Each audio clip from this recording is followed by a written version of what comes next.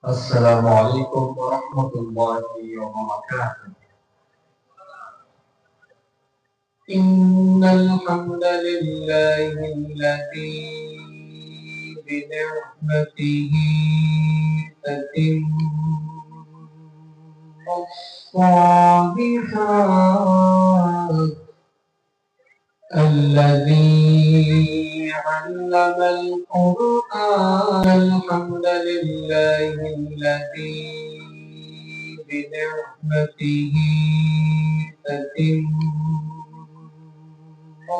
الصالحات الذي علم القرآن وأكرمنا بالإسلام وأنعم علينا بالإيمان. نستغفره ونتوب إليه وأشهد أن لا إله إلا الله وحده لا شريك له وأشهد أن سيدنا وسندنا وحبيبنا وطبيب أرواحنا محمدا عبد الله ورسوله أرسله بالحق بشيرا ونذيرا وداعيا إلى الله بإذنه وسراجا وقمرا منيرا. أما بعد فقد قال الله تعالى في كلامه المجيد وفي فرقانه الحميد. أعوذ بالله من الشيطان الرجيم. بسم الله الرحمن الرحيم. إن الله وملائكته يصلون على النبي يا أيها الذين آمنوا صلوا عليه وسلموا تسليما. কিন্তু থাকবেন না, সবাই আমার সাথে পড়েন اللهم صل على محمد وعلى آل محمد كما صليت على إبراهيم وعلى آل إبراهيم إنك حميد مجيد. اللهم بارك على محمد وعلى آل محمد كما باركت على إبراهيم وعلى آل إبراهيم إنك حميد مجيد. ربي زدني علما ربي زدني علما رب اشرح لي صدري ويسر لي أمري واحلل عقدة من لساني يفقه قولي. سبحانك لا علم لنا إلا ما علمتنا إنك أنت العليم الحكيم. সাদাকাল্লাহুল আযীম। আল কোরআনের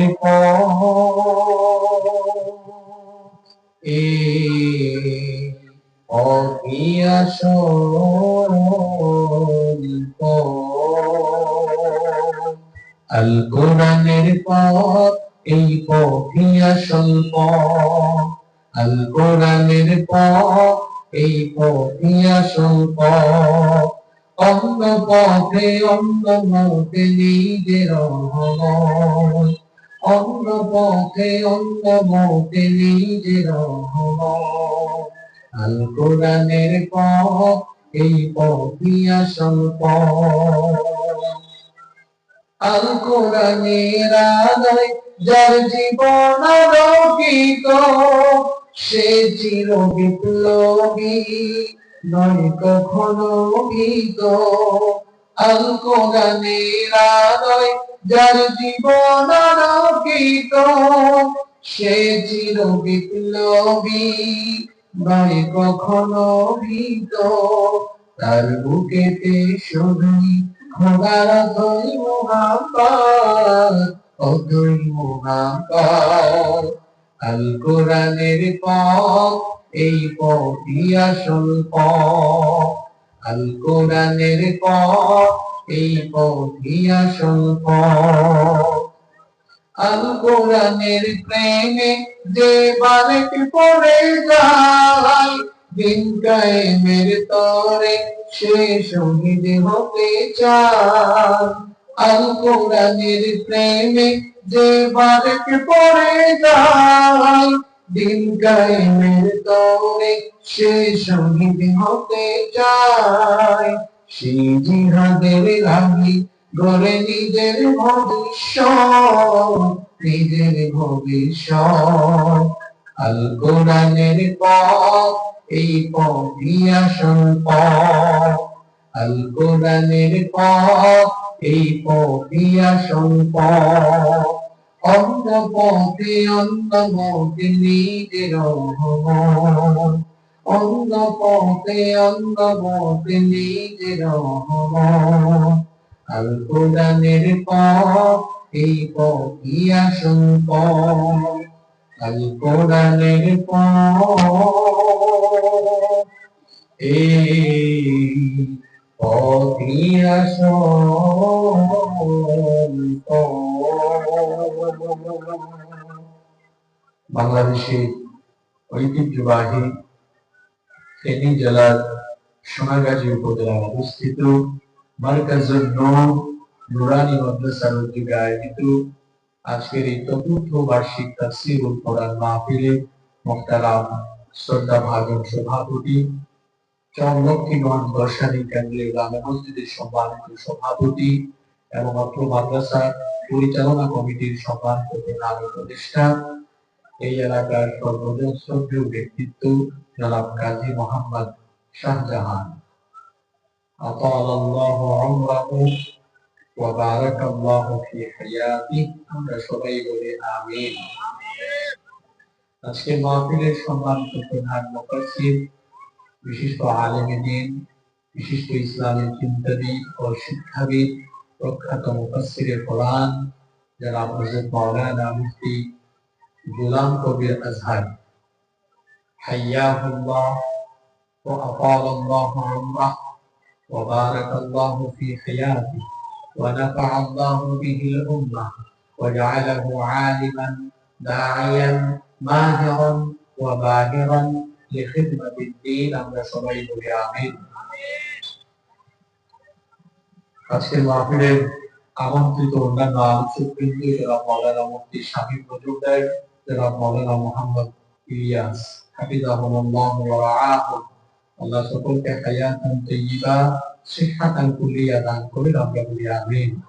প্রধান অতিথি নিউ ইবনে সিনা ডায়াগনস্টিক সেন্টার ফেনী এর সম্মানিত চেয়ারম্যান জনাব মোহাম্মদ ফজলুল হক বাবলু, বিশেষ অতিথি জনাব মোহাম্মদ সাইফুল ইসলাম, জনাব এএসএম সাইফুল্লাহ ভুইয়া, জনাব মাওলানা মোহাম্মদ মিয়া, জনাব মাওলানা আমিনুল ইসলাম, আল্লাহ সকলকে দ্বীনের জন্য, কোরআনের জন্য কবুল করে নেন, আমরা সবাই বলি আমিন।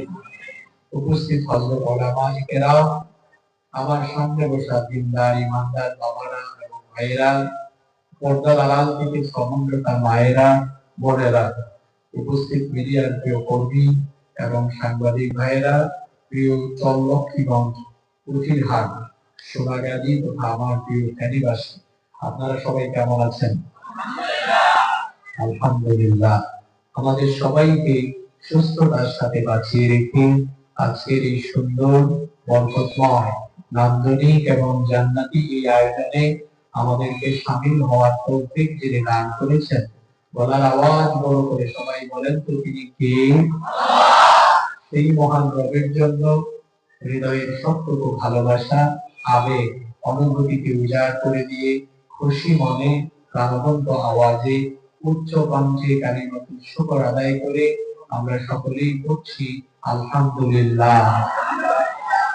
দুরূদ এবং সালাম পেশ করছি সর্বকালের, সর্বযুগের সর্বশ্রেষ্ঠ মহামানব নবিয়ুনা ও সাইয়্যিদুনা ওয়া কুদওয়াতুনা মুহাম্মাদুর রাসূলুল্লাহ সাল্লাল্লাহু আলাইহি ওয়াসাল্লামের প্রতি, যাকে আল্লাহ তাআলা রাহমাতাল লিল আলামিন হিসেবে এ ধরার মুখে প্রেরণ করেছেন।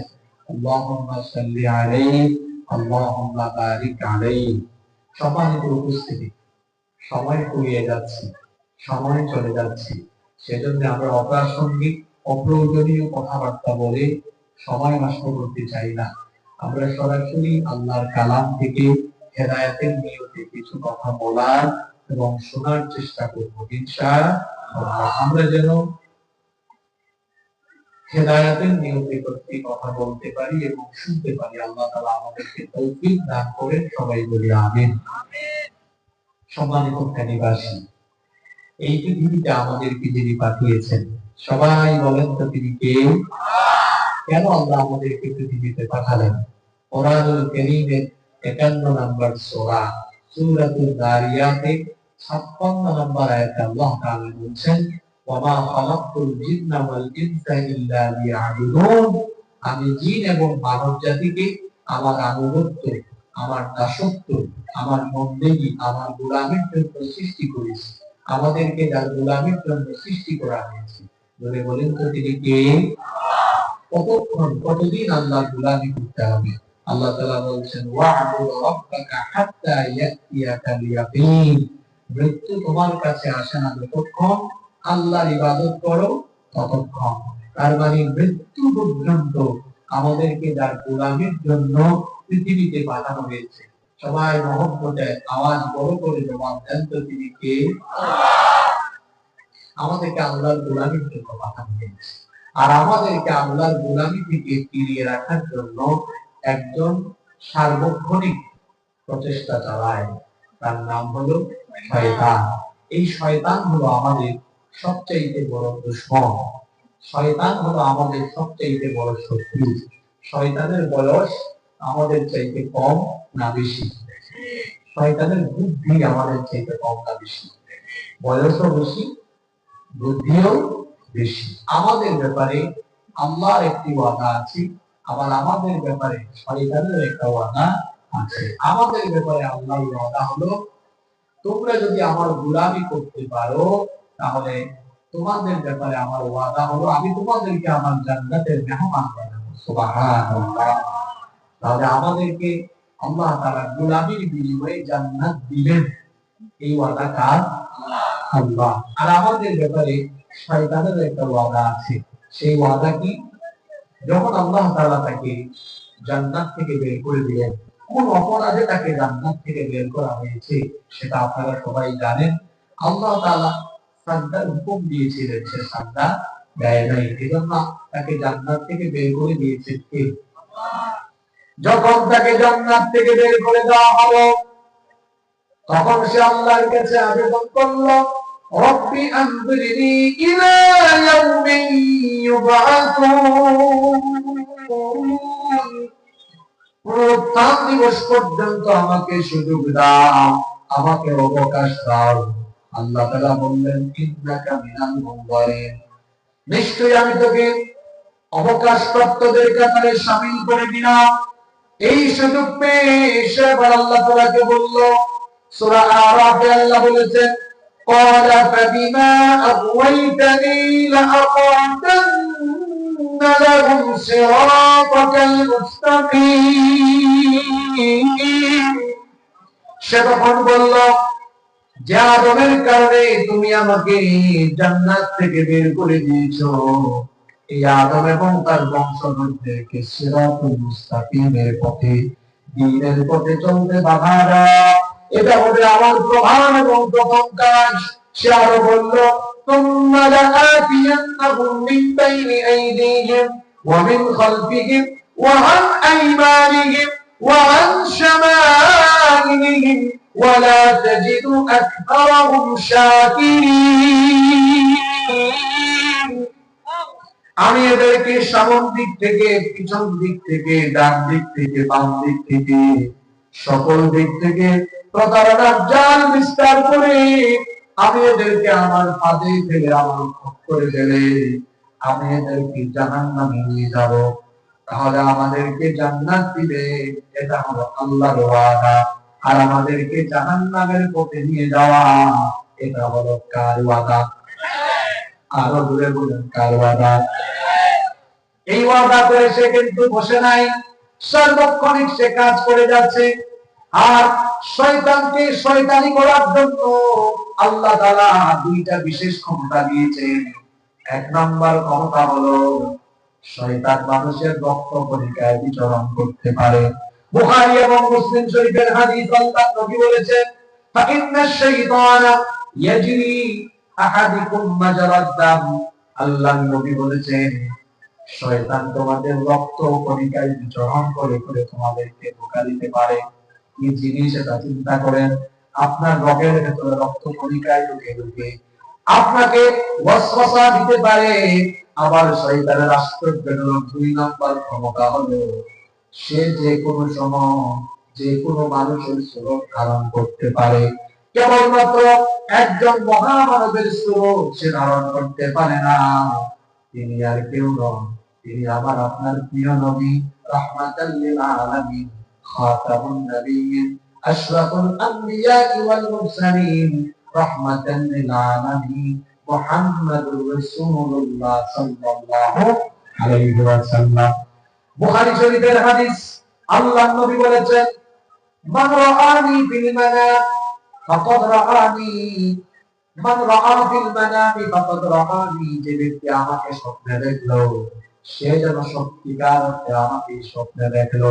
ফাইন্নাশ শাইতানা লা ইয়াতামাত্তালু ফি সূরাতি, কারণ শয়তান সকলের সূরত, সকলের আকৃতি ধারণ করতে পারলেও আমি নবীর সূরত কখনো শয়তান ধারণ করতে পারে না। সুবহানাল্লাহ পড়বেন না আপনারা? তাহলে শয়তান যেহেতু নবীর সূরত ধারণ করতে পারে না, সেই নবীকে কেউ যদি স্বপ্ন যোগে দেখে, সে সত্যিকার অর্থেই নবীজিকে দেখে। সুবহানাল্লাহ।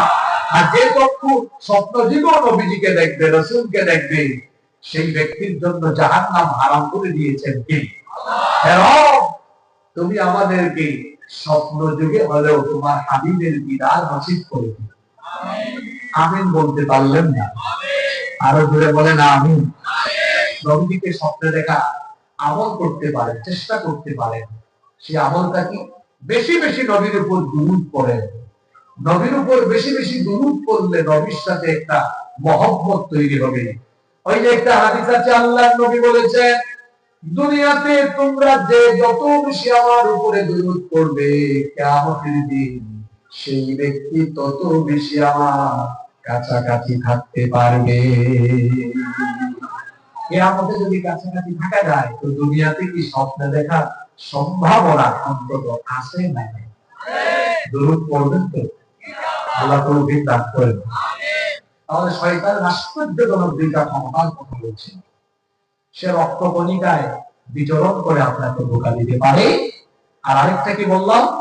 সে সুরত ধারণ করে আসতে পারে, মানুষের সুরতে আসতে পারে, মানুষের সুরত ধরে আপনাকে এসে ধোঁকা দিতে পারে। আর শয়তান তো শুধু জিনের ভেতরে নয়, শয়তান তো মানুষের ভেতরেও আছে। কারণ শয়তান কিছু মানুষকে প্রথমে তার মুরিদ বানায়, অনুসারী বানায়। তারপরে এই অনুসারী যখন নিজেদেরকে একটু আপডেট করতে পারে, যখন তারা শয়তানের গোলামি করে করে শয়তানকে খুশি করতে পারে। শয়তান তার আর মুরিদ রাখে না, তখন প্রমোশন দিয়ে তারে খেলাফতি দেয়। কি দেয়? আপনারা শুনতে শুনতে কথা, আজকে একটু ব্যতিক্রমী কথাবার্তা শুনবেন, মনোযোগ থাকবে তো।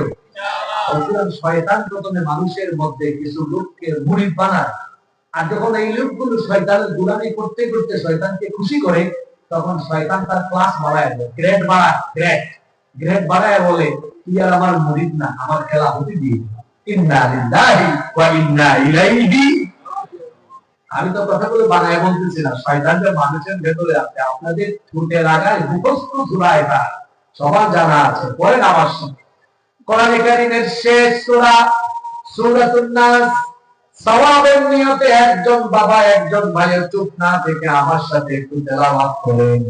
সবাই আমার সাথে বলেন আল্লাহি ইউওয়াসওয়াসু ফি সুদুরিন নাস মিনাল জিন্নাতি ওয়ান নাস। মানুষের অন্তরে প্ররোচনা দানকারী শয়তান মিনাল জিন্নাতি, জিন থেকেও আছে, ওয়ান নাস, মানুষ থেকেও। তাহলে মানুষের ভেতরে শয়তান আছে না নাই? আমাদের সোনাগাজীতে অবশ্য শয়তান নাই, আছে? আপনি ফাইন্ড আউট করবেন কেমনে, বের করবেন কেমনে? চেহারা সুরতে বেশভূষায় মানুষ হলেও যে ব্যক্তি সারাদিন কাজ কারবার আঞ্জাম দেয় শয়তানে, সে হলো মানুষ রূপী আস্ত একটা শয়তান। এখন প্রশ্ন হলো শয়তানের কাজ কি? শয়তানের কাজ কি? শয়তানের বহু কাজ আছে, সব বলতে গেলে ধারাবাহিক কয়েকদিন তাফসীর মাহফিল করা হবে। আমি আজকে গুরুত্বপূর্ণ আমাদের সমাজে চোখের সামনে পরিদৃশ্যমান 5টা শয়তানি কাজের কথা বলবো। এই কাজগুলো করে যারা মানুষ রূপী শয়তান, মনোযোগ আছে নাকি? আজকে যে 5টা আমলের কথা বলবো, আজকে যে 5টা শয়তানি কাজের কথা বলবো, এগুলো কিন্তু আপনাদের গ্রামেও মিলে যেতে পারে। আসমানের উপরে আর জমিনের নিচে ওয়াজ হবে, ওয়াজ হবে বাস্তবমুখী, একদম যা আপনার চোখের সামনে আছে, ঘটে, মিলে এ ধরনের কথা হবে। কোন একটা কথা যদি আমার নিজের সাথে মিলে যায়, আমি তওবা করে আজকে বাড়ি যাব আর নিজের জীবনকে পরিবর্তনের সিদ্ধান্ত নিয়ে এখান থেকে যাব ইনশাআল্লাহ। তাহলে মানুষের ভিতরেও শয়তান, যদি বলেন আছে না? এরা কারা? মানুষ হয়েও শয়তানের কাজ আঞ্জাম দেয় যারা, মানুষ রূপী শয়তান হলো। আমি বলছিলাম শয়তানের বহু কাজ আছে, সব একদিনে এই সংক্ষিপ্ত সময়ে বলা আমার দ্বারা সম্ভব। আজকে কয়টা কাজের কথা বলবো? ভালো কাজ না শয়তানি কাজ? সবাই চুপচাপ থেকে শুনিয়েন, কথাবার্তা বললেন না, আর উঠা বসা করলেও খবর আছে। আমি কিছুই বলবো না, মানুষ বুঝবে খলিফার মনে হয় মিলে গেছে। রেডি? সবাই রেডি? নাম্বার 1 দেখেন তো মিলে কিনা। 1 নাম্বার শয়তানি কাজ, সাজদার টাইমে সাজদা না দেওয়া। এটা মানুষের কাজ না, এটা শয়তানের কাজ। ঠিক বেঠিক আন্দাজে বললেন না, কারণ আপনি ঠিক বললেও কোরআনের কথা ঠিক, ঠিক না বললেও কোরআনের কথা। বরং আপনারা একটা কাজ করবেন, সওয়াব কামানোর একটা প্রসেস আপনাকে বলে দিই। যখন আপনি আল্লাহ তাআলার বরকতের কথা শুনবেন, মাহফিলে ঠিক বলে না উঠে চিৎকার করে বলে উঠতে পারেন আল্লাহু আকবার। যখন ফজিলতের কথা শুনবেন, তখন বলতে পারেন সুবহানাল্লাহ। কারণ ঠিক ঠিক বললে তো সওয়াব হচ্ছে না। আমি যদি আল্লাহু আকবার বলি, সুবহানাল্লাহ বলি, সওয়াব আছে না নাই? আমাদের বাংলাদেশে মাহফিলের ট্র্যাডিশন কি, এখন এমন এক জায়গায় নিয়ে যাওয়া হয়েছে, মাঝে মাঝে এটা মাহফিল না সার্কাস বুঝাও যায়। অনেক জায়গায় বেহুশ মাহফিল হয়, আমি নাম দিয়েছি বেহুশ মাহফিল। মানে বক্তা আলোচনা করতে করতে বেহুশ হয়ে যায়, ঢোকা কিছুই, কিছুক্ষণ এইদিকে কিছুক্ষণ ওইদিকে, কোনো টপিক নাই, কথাবার্তা চলতেছে সব মিলায়া, একদম মিক্সিং, মিক্স ফ্রুটের মতো। শ্রোতাও এরকম বেহুশি শ্রোতা, মাঝে মাঝে নিচে বসা থাকে না, উপরে উঠে যায়, দাঁড়ায়া যায়। মাহফিল থেকে বাড়ি ফেরার পরে তাকে যদি জিজ্ঞেস করা হয় এত লম্বা সময় মাহফিলে গিয়ে কি শুনেছেন, হুজুর যে ওয়াজ করতে, কি করছে, তা বানাই ফেলছেন।